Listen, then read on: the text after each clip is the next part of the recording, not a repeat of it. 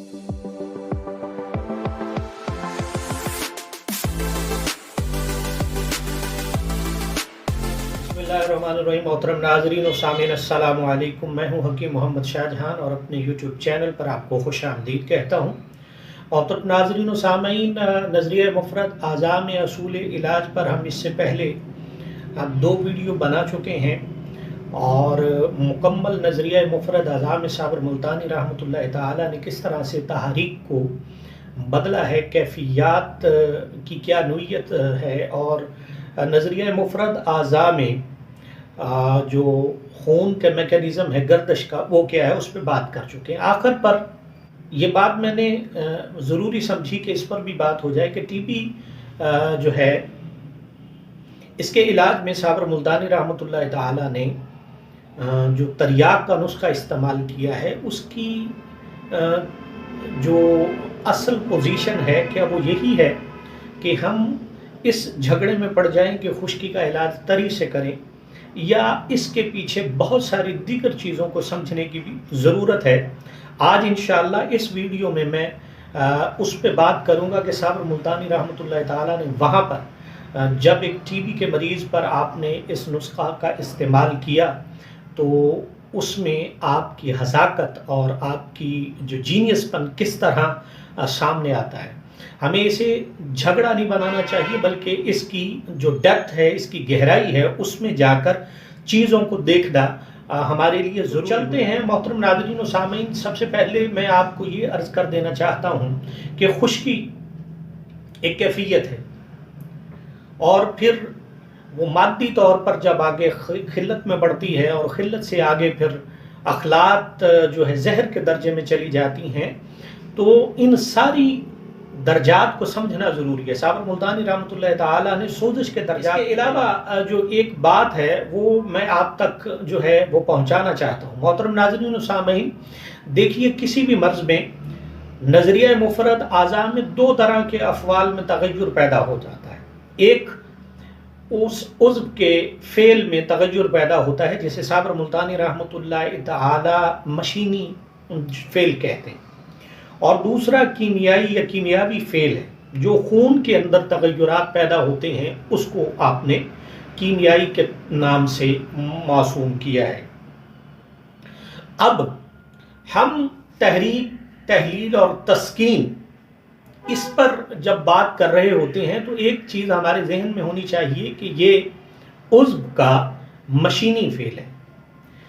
इसके मुताल्लिक मैं आज आपके साथ नज़रिया मुफ़रद आज़ा में साबर मुल्तानी रहमतुल्लाह ताला ने इसको आगे कैसे बढ़ाया है और हमें उन चीज़ों को भी देखने की ज़रूरत है कि नहीं, ताकि हम इस पस मंज़र को समझ सकें कि टीबी के मर्ज़ में जो तरियाक का नुस्खा क्यों कर इस्तेमाल किया गया। तो सबसे पहले देखिए, मैं आपके सामने एक अबारत रखता हूँ जिल्द अव्वल से, ताकि हमें समझ आ जाए कि अज़ा के जो गैर तबी अफ़वाल हैं वो 3 हैं।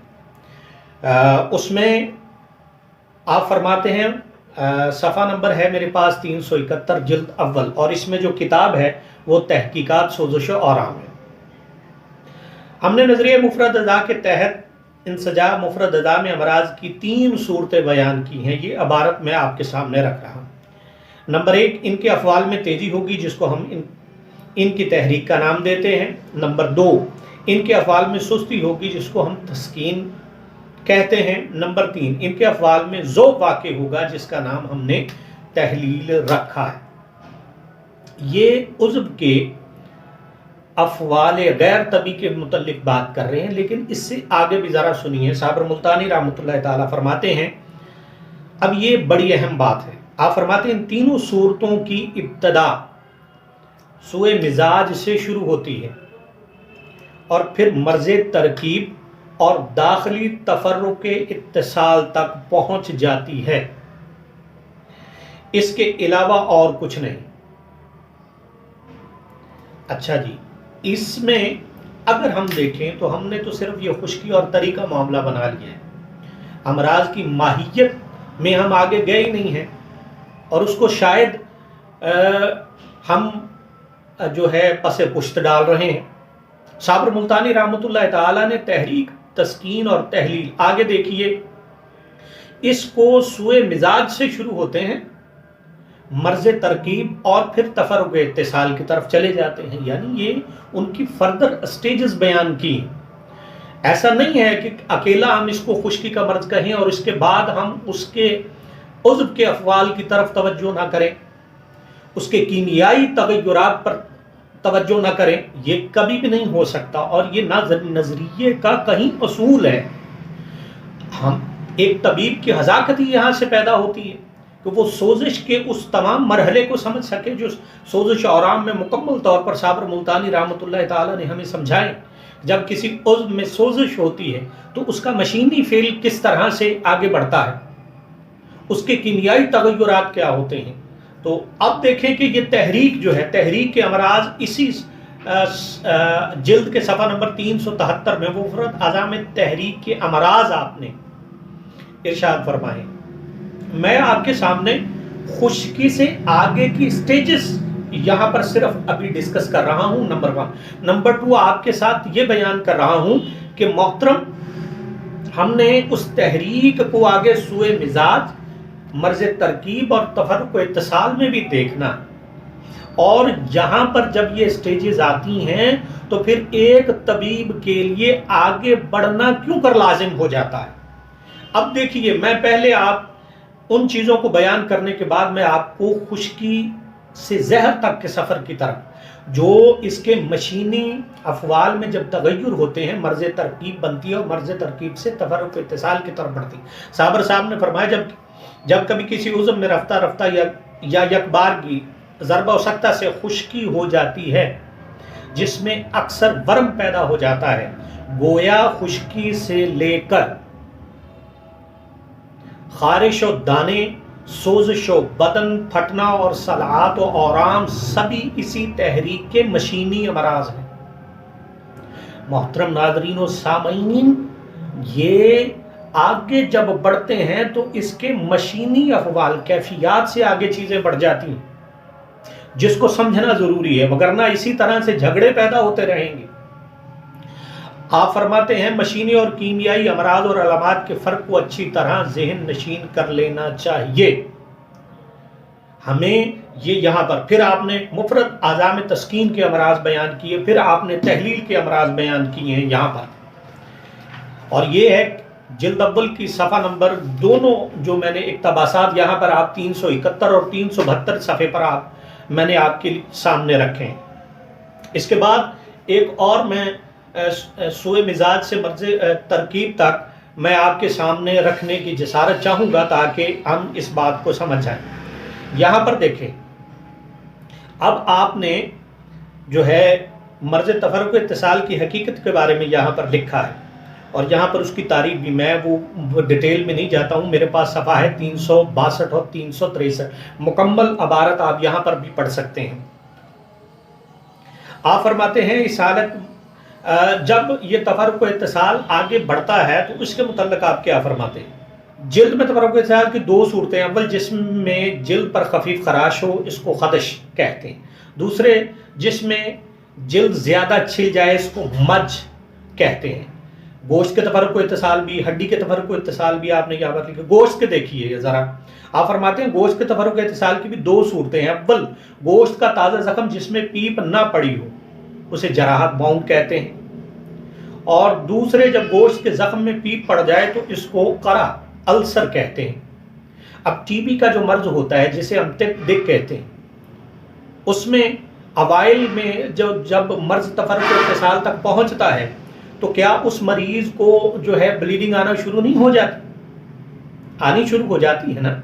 यानी जब तक वो सेल में मुंतकिल नहीं होता, आगे नहीं बढ़ता, आगे तक नहीं जाता, पीप नहीं उसमें पड़ती, तब तक उसका तफर्रुक इत्तिसाल यहाँ पर होता है। यहाँ पर देखिए मर्ज तरकीब, इस हालत का नाम है जो अमराज के मिलने से पैदा होती है। यानी इसमें बेक वक्त मर्ज, सुए मिजाज, मर्ज तरकीब और मर्ज तफर्रुक इत्तिसाल तीनों सूरतें पाई जाती हैं, जैसे वर्म, करा और नासूर वगैरह, क्योंकि इसमें तगय्युर और नुकसान और बतलान तीनों शामिल हैं। इसलिए मुरक्कब अमराज के इलाज में भी तीनों सूरतों को मद्देनज़र रखना चाहिए।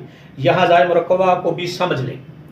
यहाँ पर जो हम सिर्फ खुश्की तक हैं, ना हमें उसकी आगे हम मशीनी कैफियत की तरफ बढ़ ही नहीं रहे, और हम ये समझ ही नहीं पा रहे कि इसमें जो मशीनी उज़्व का फेल किस जगह पर पहुंच चुका है। क्या वो सूए मिजाज तक है, क्या वो मर्ज़ तरकीब तक है, क्या वो तफरुक इत्तिसाल तक है?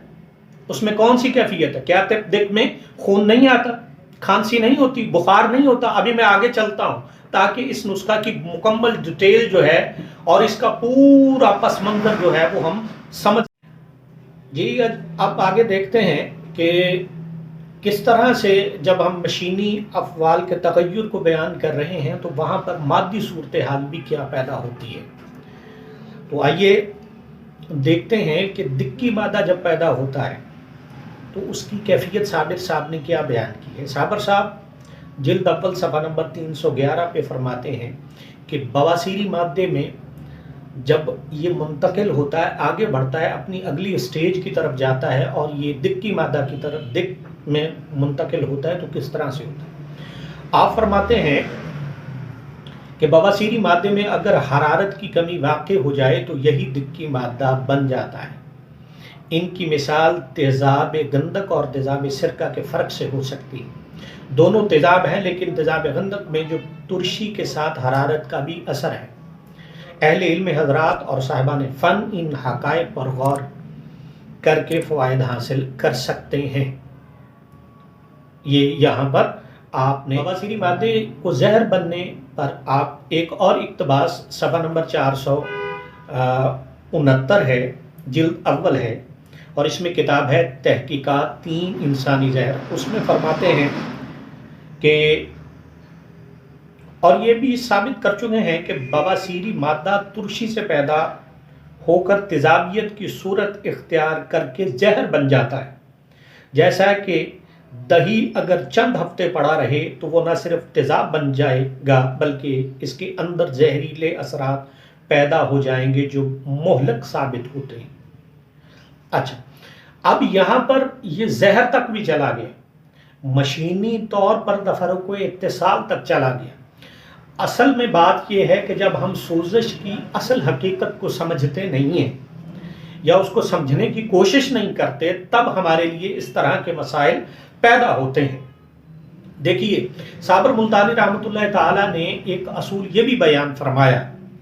आपने फरमाया है कि जहाँ पर रतूबत का तुरशा होगा, सिक्रेशन होगी, जब किसी उज़्व में सोजिश पैदा होती है तो उस तरफ कुव्वत मुदब्बरा बदन खून की रवानी करती है और वहाँ पर सिक्रेशन होती है, रतूबत छिड़की जाती है वहाँ पर, तो वहाँ से खून जो है वो बंद हो जाता है। उस पर एक इक़्तिबास देखिए कि ये कितने गंभीर मसाइल हैं, कितने ही ये सिर्फ खुश्की तक रहने वाली चीज़ नहीं है बल्कि इसके बहुत सारे अफ़वाल को देखने की ज़रूरत है। साबिर साहब फरमाते हैं, यहाँ पर ये मेरे पास सफ़ा है 310 जिल्द अव्वल का, और किताब का नाम है जो इसमें दर्ज है तहकीकात सोजिश और आम। आप फरमाते हैं यहाँ पर नुक्ता काबिल गौर है कि जिस मकाम से रतूबत का इखराज हो रहा हो तो वहाँ पर खून का इखराज बंद हो जाता है। यही इन दोनों की ज़्यादती का यकीनी इलाज है। दिक में और टीबी के मरीज़ में फेफड़ों के अंदर जब जख्म होते हैं तो खून जो है वो आना शुरू हो जाता है। इस बात को भी यहाँ पर मद्देनज़र रखना ज़रूरी है। एक बात और जो हमारे यहाँ अक्सर कही जाती है, उस पर भी मैं कि जी प्यास के हवाले से बात की जाती है कि जी प्यास जब लगती है तो ये आप कहते हैं कि खुश्की का इलाज जो है वो किस तरफ जाना चाहिए, तो उस पर भी मैं यहाँ पर साबिर मुल्तानी रहमतुल्लाह ताला की चंद अबारात पेश करने की जसारत चाहूँगा ताकि हमें ये पता चल सके कि सोजिश जो प्यास और शदीद प्यास में फ़र्क क्या है। हम जो इससे काज़िब और इससे सादिक जो है इसमें फ़र्क क्या है, ये मैं आपके सामने रखने की जसारत करूँगा। मेरे पास इसी किताब का सफ़ा नंबर जो है ये है 312 और 313 में आप फरमाते हैं कि शदीद प्यास, यहाँ पे एक सुर्खी है, आप फरमाते हैं शदीद प्यास हमेशा सोजिश से लगती है। प्यास की शिद्दत जो पानी से नहीं बुझती, मैं इक्तबास पढ़ता हूँ साबिर साहब का ही, आम तौर पर यह समझा जाता है कि प्यास गर्मी की शिद्दत से लगती है, लेकिन ऐसा नहीं है। गर्मी से जो प्यास लगती है वो पानी की कमी का एहसास है, जो पसीना की ज्यादती से कम हो जाता है। जब ताज़ा पानी पिया जाता है तो प्यास बुझ जाती है, लेकिन शदीद प्यास ताज़ा पानी तो क्या, ठंडे पानी और शरबत वगैरह से भी नहीं बुझती।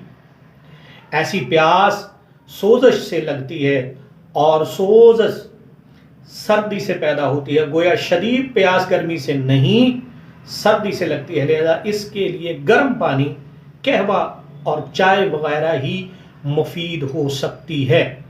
हैज़ा और नमूनिया में बेहद शदीद प्यास होती है, मरीज कहता है कि उसके मुंह के साथ यख पानी लगा दिया जाए, लेकिन साहिब फन वाली जानता है कि ऐसा करना मौत को दावत देना है। वो गर्म पानी और कहवा देता है। फरंगी डॉक्टर तो नमूनिया में रिम शराब तक दे देते हैं, अगरचे इसका इस्तेमाल भी असूलन गलत है। ताहम ठंडे पानी का इस्तेमाल इंतहाई मुदर है। ये नीचे सोजशी बुखारों के हवाले से भी आपने ये बात बयान फरमाई है। ठीक है जी। आगे अगर आप देखें तो इसके सफ़ा नंबर 313 पर भी आपने यही बात बयान फरमाई है। इसके अलावा अगर आप आगे देखें तो मज़ीद जगह पर आप रहमतुल्लाह ताला ने जो है ये जिल्द अव्वल के सफ़ा नंबर 106 पर भी, जिल्द नंबर अव्वल सफ़ा 834 पर भी आपने यही बात इरशाद फरमाई है कि जो प्यास है वो उसकी हकीकत क्या है, क्या वो गर्मी से लगती है या उसका असल सबब क्या है। तो हमारे यहाँ ये भी झगड़े पैदा हो चुके हैं। तो ये तो बड़ी सादा सी बातें हैं, ये हमें समझनी चाहिए। हमें इसको एक जो है अखाड़ा नहीं बना लेना चाहिए किसी झगड़े का। हम सब हैं, एक नीयत से चले हैं, साबर मुल्तानी रहमतुल्लाह ताला के मिशन को आगे लेकर चले हैं। तो ये सारी बातें इसमें हैं। यहाँ पर देखिए 834 जल्द अव्वल में भी आपने प्यास भी इस रतूबत से बुझती है। राज की बात है, हम प्यास बुझाने के लिए पानी, शरबत और बर्फ वगैरह इस्तेमाल करते हैं और ख्याल करते हैं कि प्यास बुझा रहा है, लेकिन ये गलत है। इससे प्यास नहीं बुझती, बल्कि इससे पेट में वो रतूबत पैदा होती है जिससे प्यास बुझती है। दलील ये है कि मर्ज़े ताश या हैज़ा में प्यास नहीं बुझती बल्कि ज्यादा होती है। अगर प्यास ना बुझे तो मरीज मौत के मुंह में चला जाता है। मर्ज की शिद्दत भी सोजश की शिद्दत की वजह से होती है। कभी खून में, ये बात बड़ी अहम है, कभी खून में कीमियाई तौर पर वो अज्जा नहीं होते जो तुरशा होकर सुकून का बाइस हों। जब सोजिश होती है, मुदब्बर बदन वहाँ पर खून को भेजती है और वहाँ पर रतूबत का तुरशा और सिक्रेशन जिसे कहते हैं वो होती है, वो कम हो चुकी होती है, जिसकी वजह से ठंडे पानी, मशरूबात, यख, शरबतों से भी प्यास नहीं बुझती। उसकी वजह क्या होती है? उसकी वजह भी ये होती है। तो मोहतरम नाज़रीन सामीन, इसके लिए भी साबर मुल्तानी रहमतुल्लाह ताला ने क्या फरमाया?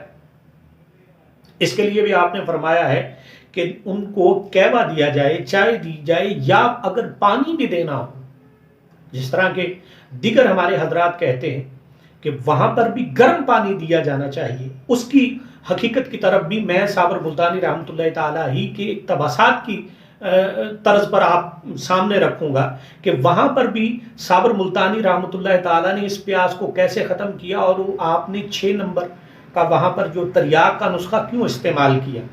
ये सारी हकीकत इन तमाम जुजियात को जोड़ने से हमारे सामने आ सकती है। इस तरह हमारे सामने ये सारी हकीकत नहीं आ सकती। तो यहां पर भी आपने यही बात इरशाद फरमाई है कि उस सोजिश को ख़त्म किया जाए जो सोजिश पैदा हो गई है, और जो अज्जा वहां पर उस सोजिश के मकाम पर तुरशा होने होते हैं वो नहीं हो पाते, उसको मुकम्मल किया जाए। जी, अब आगे देखते हैं कि जब तहरीक की जगह पर तहलील पैदा की जाती है तो वो गर्मी से पैदा की जाती है। उसके मुतल्लिक़ साबर मुल्तानी रहमतुल्लाह ताला क्या फरमाते हैं, मैं वो भी इक़्तिबास आपके सामने रखूंगा। गर्मी के हवाले से आप इरशाद फरमाते हैं, और ये वो जान है इस बात को समझने की। ताकि हम इस पूरे सिनेरियो को समझ सकें कि वहाँ पर साबर मुल्तानी रहमतुल्लाह ताला ने वो इस्तिस्नाई तौर पर वो नुस्खा क्यों इस्तेमाल किया। यहाँ पर देखिए आफर्म तहलील है, यहाँ पर जो टॉपिक है सफ़ा नंबर मेरे पास है 324 जिल्द अव्वल। तहलील का उन्वान है और उस उन्वान के ज़ेरे तहत आप फरमाते हैं कि इसकी दो सूरतें, यानी तहलील पैदा करने की, मैं पूरी इबारत पर, तहलील के मानी हल करना तभी इस्लाम में सोजिश भ्रम को ख़त्म कर देना जानना चाहिए कि तहलील हरारत की ज़रूरत के मुताबिक कायम करना है। जब हरारत कायम हो जाती है तो इसके नतीजे में खुश्की और कार्बन दूर हो जाता है, जैसे कि हम हुमियात में बयान कर चुके हैं। इसकी दो सूरतें हैं। इब्तदा में ऐसी गर्मी चाहिए जिसके साथ रतूबत भी शामिल हो, मसलन गर्म पानी की भाप से हरारत पैदा की जाए। दूसरी सूरत में ऐसी गर्मी पैदा की जाए जिसमें गर्मी के साथ खुश्की भी लाजमी है, जैसे रेत और ईंट की गर्मी से हरारत पैदा करना वगैरह तकनीक। तो वर्म सोजिश पर हर मुआलिज क्या हर ज़रूरतमंद करता है, मगर तहलील के राज को 10,000 में से एक भी नहीं जानता, और फरंगी तिब तो ऐसे असरार और रमूज और राजों से बिल्कुल खाली। यहाँ पर आपने सोजिश के तहलील करने के लिए गर्मी की जो दो इकसाम हैं उनको बयान किया है कि वो दो इकसाम क्या है। अब यहां पर अगर जब हम आके खड़े हो जाते हैं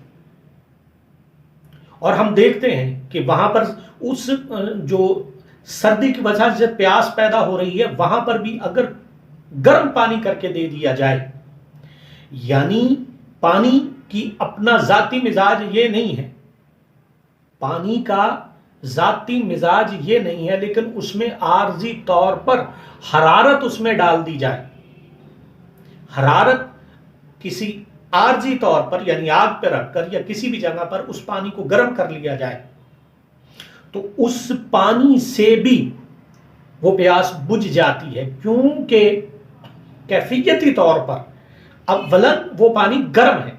उसकी तरफ नहीं मैं इंशाअल्लाह आपकी, ताकि हम इस पूरे पस मंज़र को समझ सकें और इस बहस और इस झगड़े में न पड़े कि जनाब ये देखें खुश्की का इलाज तरी से और तरी का इलाज, ये इस तरह की बेअबास से बच सकें और हम नजरिए मुफरद अज़ा की मुकम्मल और गहराई वाली रूह को समझ सकें।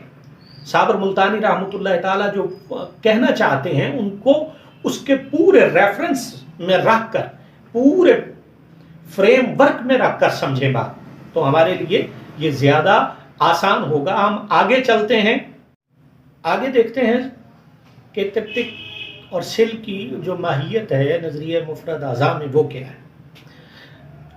उस पर कुछ तो रोशनी हमने वीडियो के अवाइल में हमने उस पर डाल दी।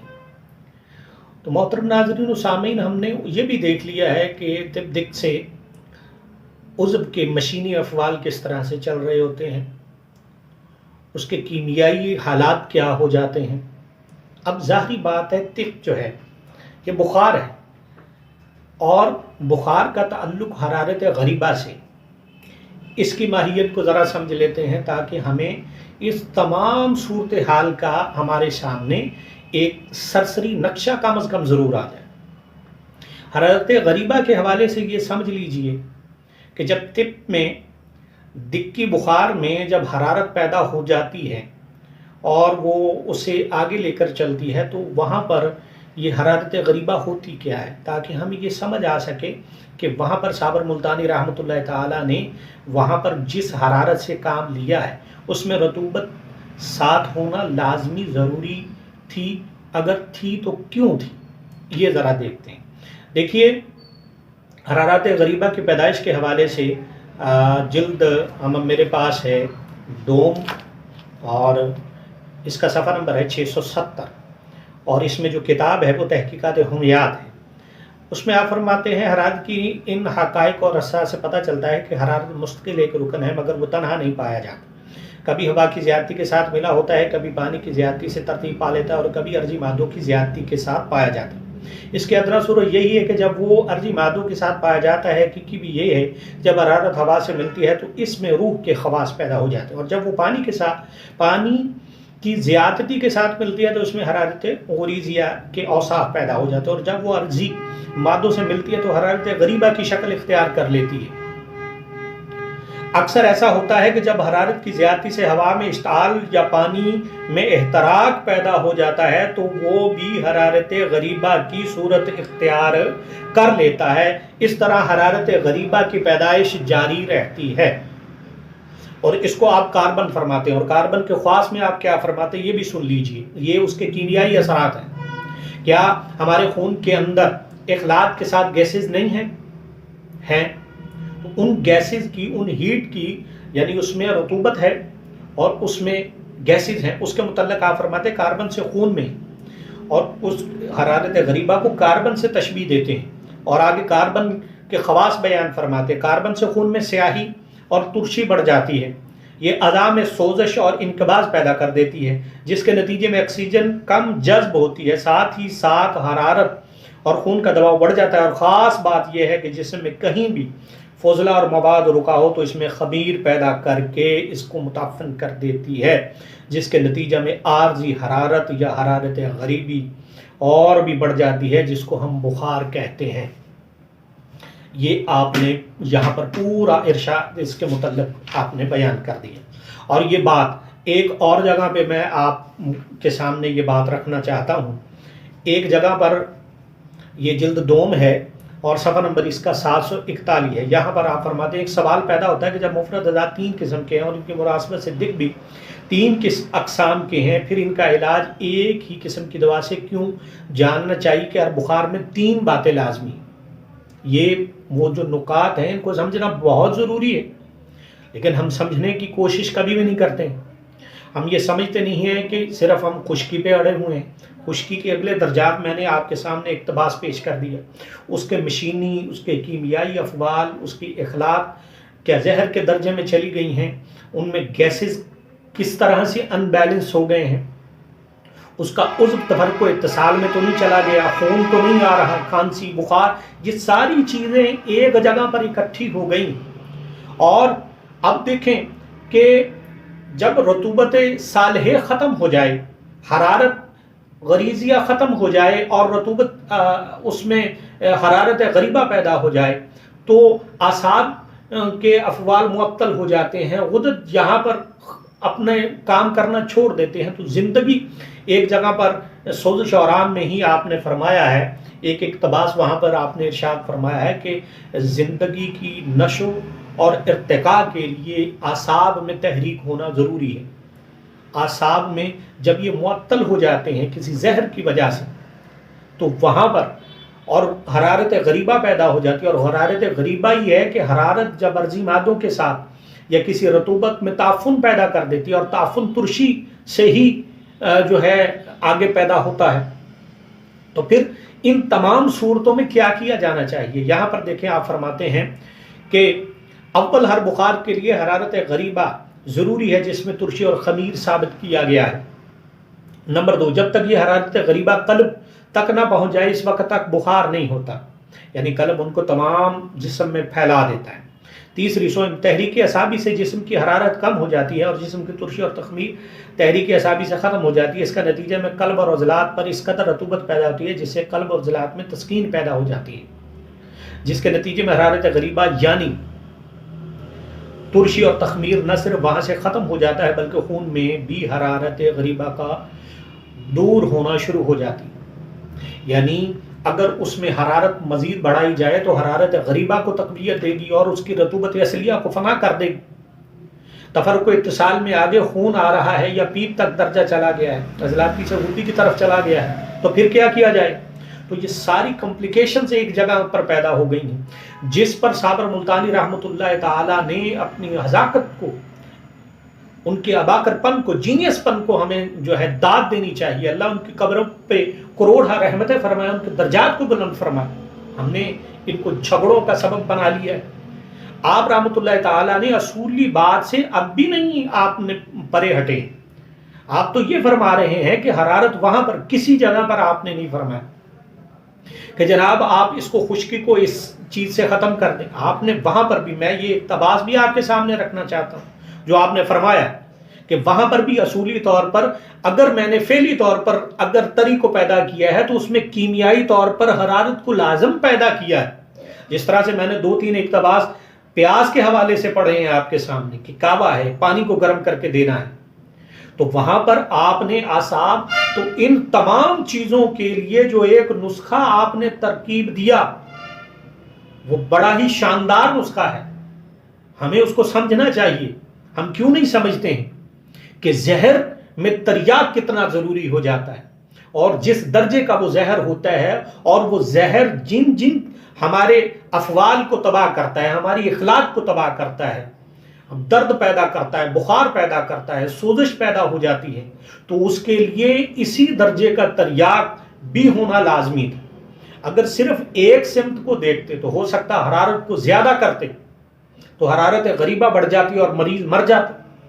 تو وہاں پر اب ہم اس بات سے بھی شاید پوری طرح سے آگاہ ہونے کی کوشش نہیں کر سکتے کہ حرارت غریزہ اور رطوبت اصلیہ کا آپس میں تعلق کیا ہے.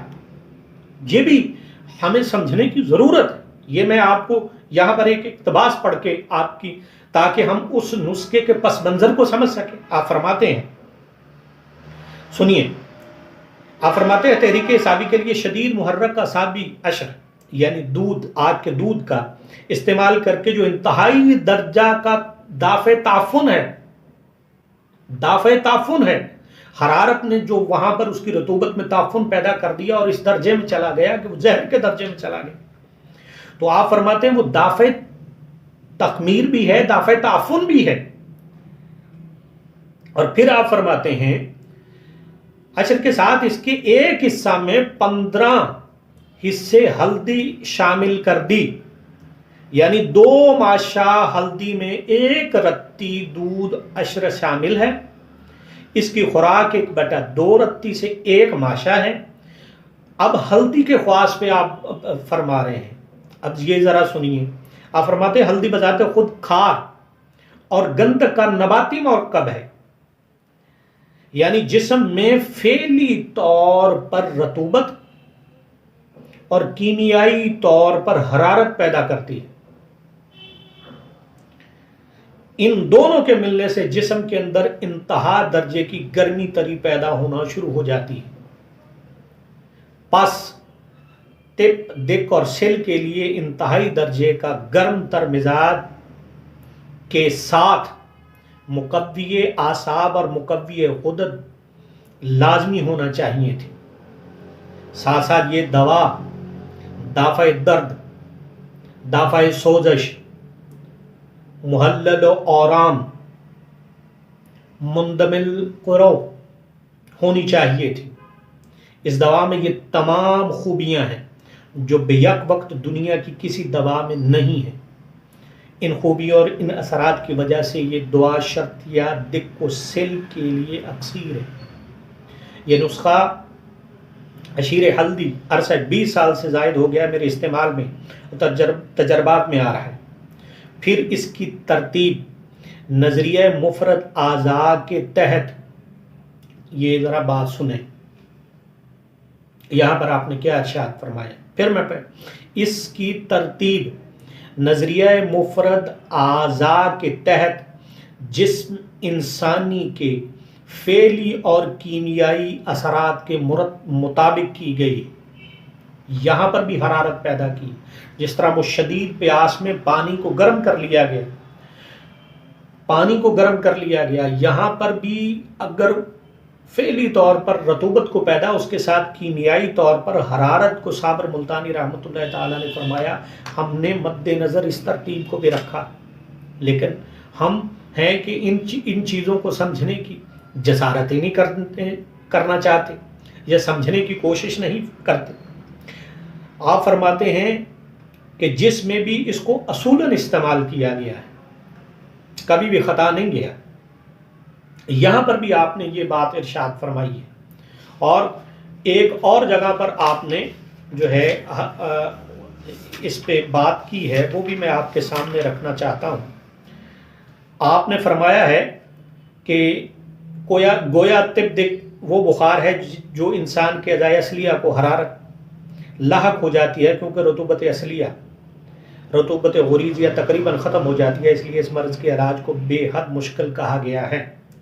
रतूबत असलिया फिर भी पैदा हो सकती है या नहीं, ये मसला अहले फ़न में यहाँ मुतनाज़ा फ़ी है, क्योंकि मज़मून की तवालत मद्देनज़र है, इसलिए आप फरमाते मैं इस पर बात नहीं करना चाहता और ना मैं इस पर बात करूँगा। लेकिन आपने जो नुस्खा यहाँ पर आपने बयान किया है, उसमें आपने ये बात अलल ऐलान जो है वो बयान की है यहाँ पर कि ये नुस्खा भी, इसमें कीमियाई तौर पर हरारत ही पैदा की गई है, और हरारत के उस अमल को, चूँकि तरियाक जो होता है वो जहर की काट होता है, और तरियाक शायद हम जो है, मैं कोशिश करूँगा इंशाअल्लाह तबारक व तआला कि इनके वो जो बारीक पहलू हैं, जब हम दुआ की तारीफ़ कर रहे होते हैं, ग़ज़ा की तारीफ़ कर रहे होते हैं, जब हम तरियाक की बात करते हैं, जहर की बात करते हैं, तो उनकी जब डेफिनेशंस होती हैं, तो क्या तरियाक जो अपने ख़वास है, जिसे ज़ुल्ख़ासा या बिलख़ासा भी कहते हैं,